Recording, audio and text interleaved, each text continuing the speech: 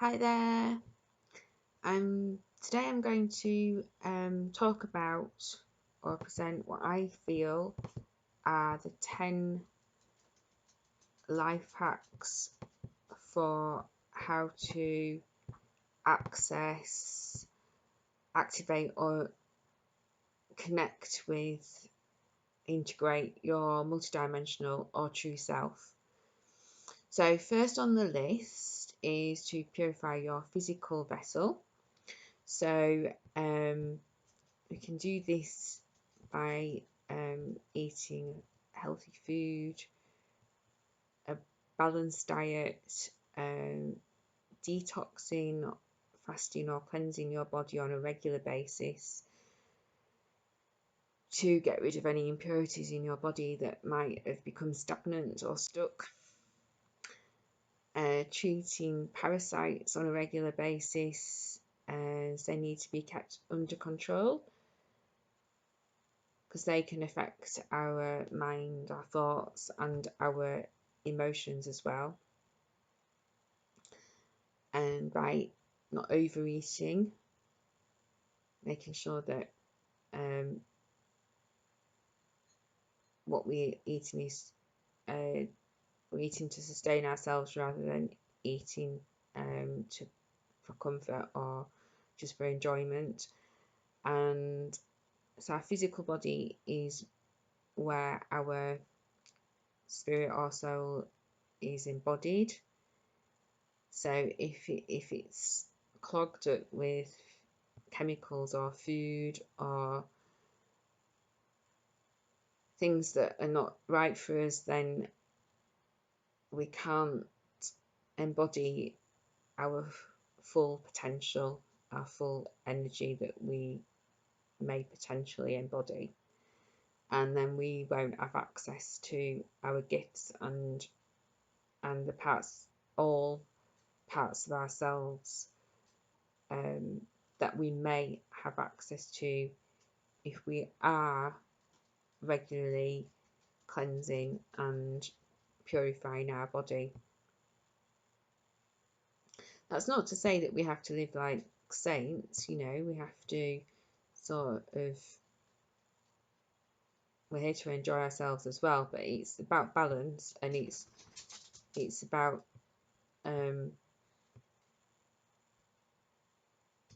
eating what's right for you, and you have to follow your own guidance on things like that.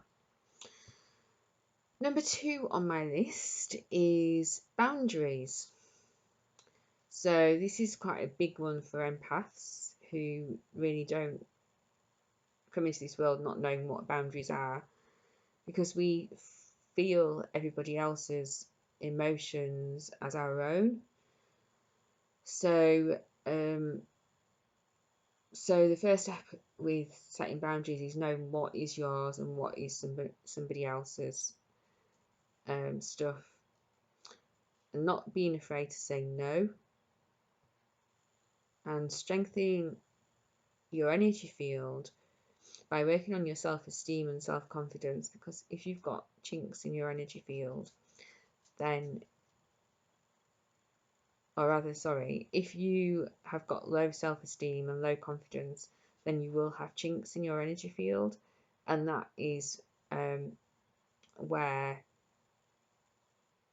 the predators might have access to your energy, or the narcissists or vampires might sort of suck your energy, and that's when you start feeling drained and lacking in energy.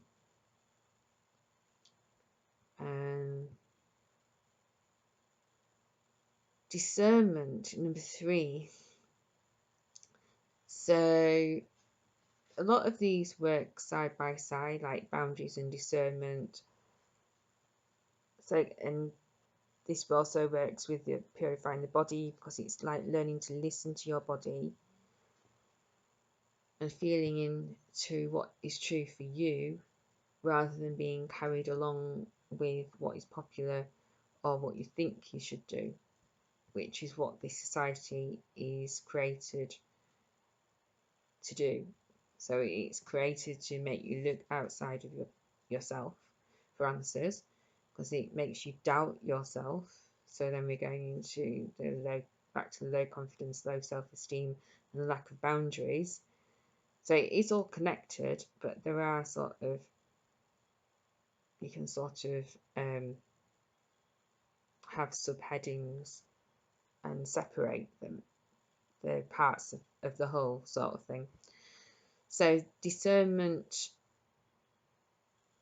is important because part of when you're setting your boundaries is realizing that not everybody thinks and behaves the same way that you do. Not everybody has the same set of values and the same level of integrity.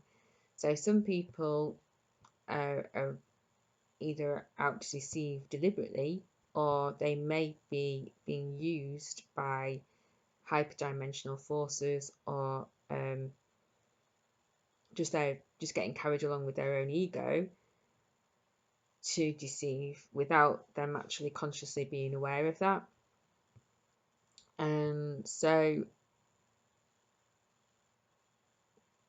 a lot of what is in popular mainstream public domain, both in the non-spiritual, non-new age, regular reality, and also in the popular new age and spiritual circuit, there's a lot of deception out there.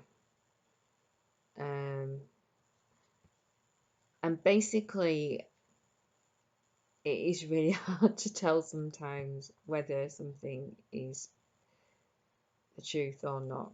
So you have to sort of listen to your own guidance, and you have to learn to trust yourself, really. And sometimes that's not always easy, and you probably will get taken down the wrong paths from time to time. I know that I've been deceived, but it's about not blaming yourself and not and just using it as a learning experience, and to grow from that. I mean, that's all you can do, really. But it is about learning to use your own discernment, and not get caught up in the new age mentality of not being critical, because we need our critical evaluation to actually discern something. And there's a difference between discernment and using your critical analysis to discern something, rather than being critical just for the sake of being negative. I think they're two completely different things. But the new age can make you feel that any type of criticism, or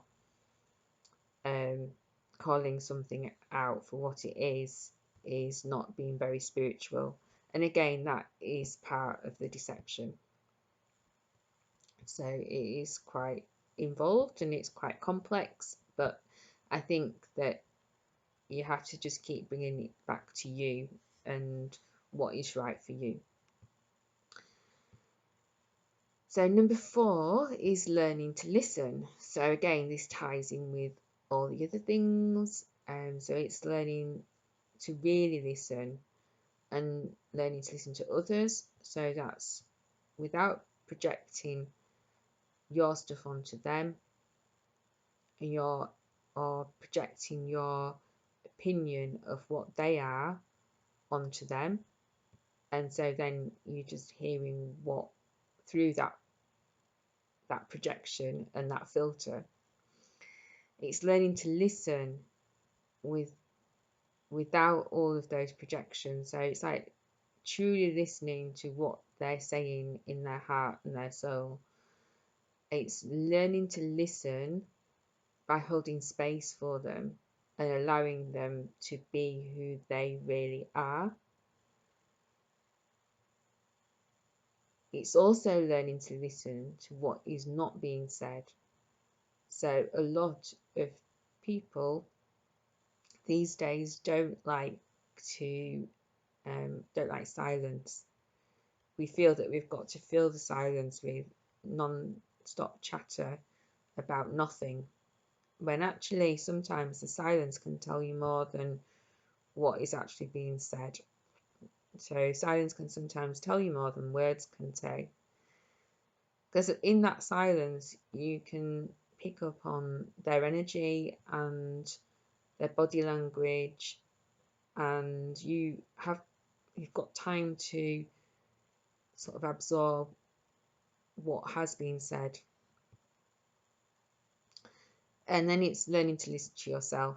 So it's learning to listen to what feels right in your body, in your heart, in your soul, and then using that discernment. So like I say, it all connects. Number 5, physical movement and exercise is really important.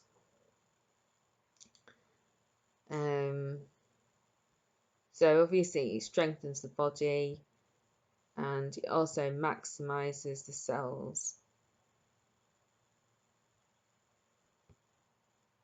potential.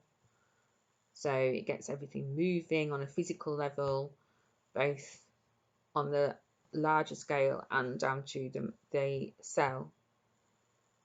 Also, it gets the energy flowing, which is really important. So again, it's about being embodied. So it's about getting energy flowing so that everything becomes balanced, and you're getting rid of any energy and waste products that you don't need. And it also strengthens the energy field. So particularly practices such as yoga, tai chi, qigong, they're all really good at strengthening the energy field, which again is really good then for empaths or for people who are not very good at setting boundaries, or don't have a lot of self-esteem and confidence, or who might have weak energy fields anyway, or for people who are vulnerable to psychic attack or being targeted, then it helps to strengthen your energy field.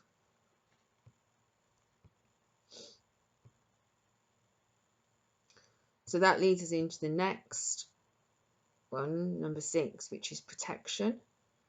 So there is another misconception within the New Age movement that we don't need protection, and that just by radiating love and light, then that's enough protection for us. But actually that is not true, because like I've already mentioned, there are predators out there who want to feed off our energy, and that can be really harmful to us, and they can attach themselves to us. And the predators can come in many forms. They can be human, they can be hyperdimensional beings,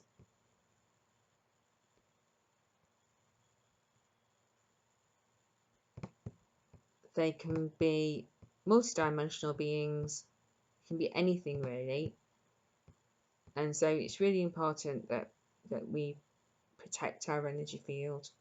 And there's lots of different ways that we can do that. So things like using certain crystals such as obsidian or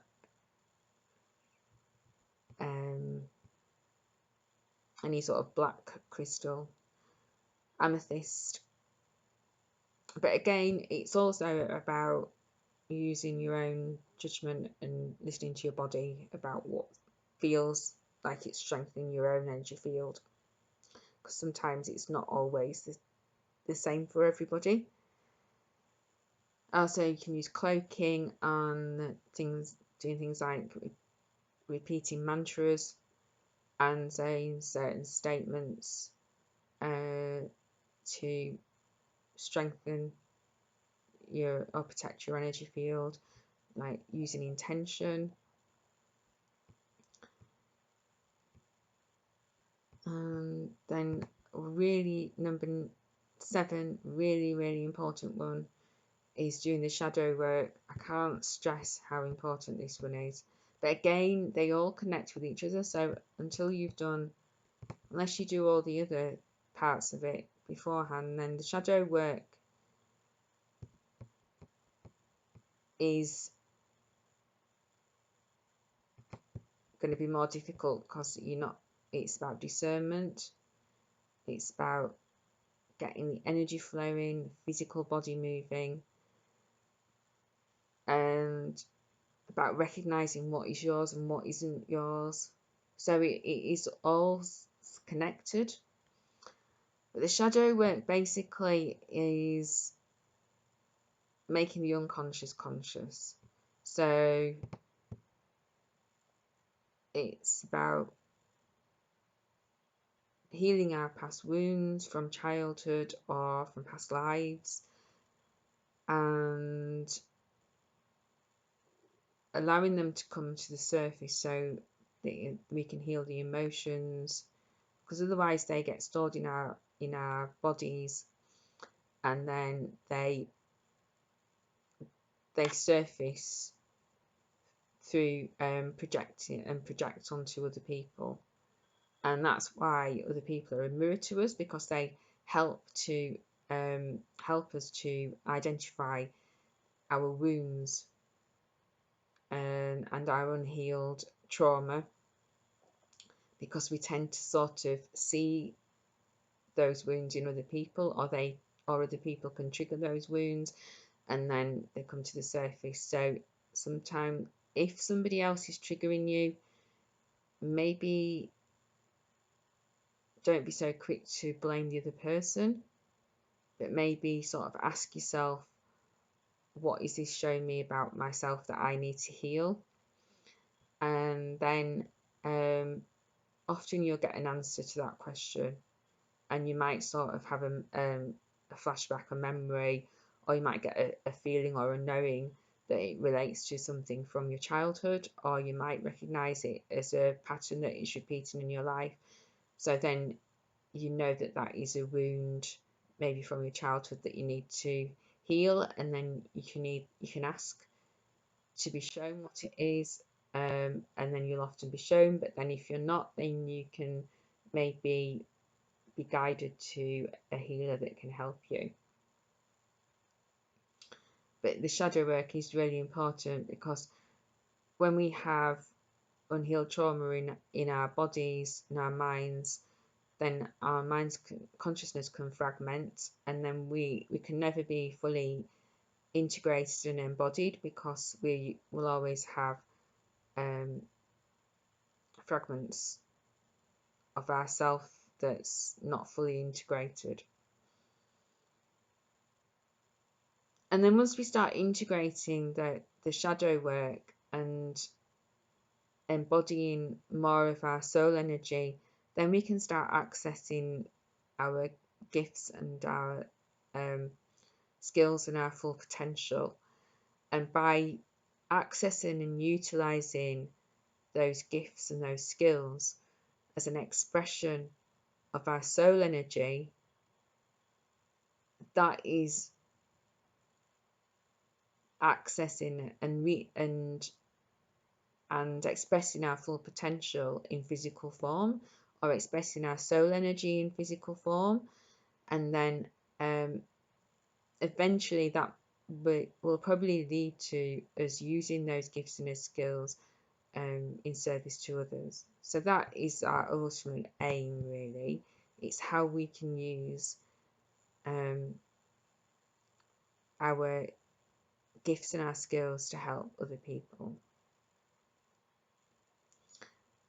And closely connected to that is getting to know who you truly are, and who what makes you you, so that you can become sovereign. And again, it is very closely connected to all of the things that I've just discussed because you can't know who you truly are if you don't have boundaries, if you're not able to discern what is truth and what isn't, if you don't listen to yourself, you don't move and get the energy flowing, and you don't use protection and do the shadow work, you can't access your gifts, you can't know who you truly are. So again, they are all connected. And then number 10 is being open to being wrong. So it's about being humble and knowing that no matter how much you know, you will never know. The more you know, the more you realize that you don't know. And we die lots of times in this lifetime without not physically dying, although sometimes it can feel like we're physically dying. But and part of that death and that rebirth is when we realize that everything that we thought was real isn't real. When we thought that something that we thought was real is actually a lie, and that is because we've identified with that thing that we thought was real. And then when we realize it was a lie, then it actually feels like a death, because it feels like part of us has died. So when we realize that, when that's happened to us 2, 3 or more times, then actually we realize that nothing is actually real, not truly. The only thing that is real is our soul. And when we realize that nothing can actually kill us, and you actually realize that you can't die anymore, if that makes sense. But that's about being open to being wrong. So once you are open to being wrong, then you release the need to be right. You release the need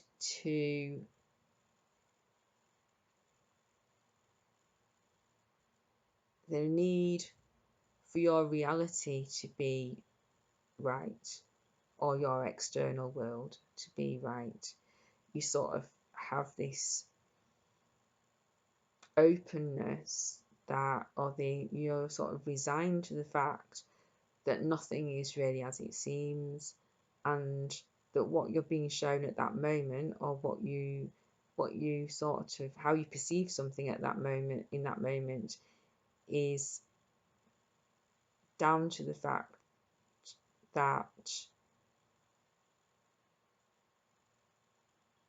of what stage of development you are at on a soul level, and also all the other parts that I've just mentioned.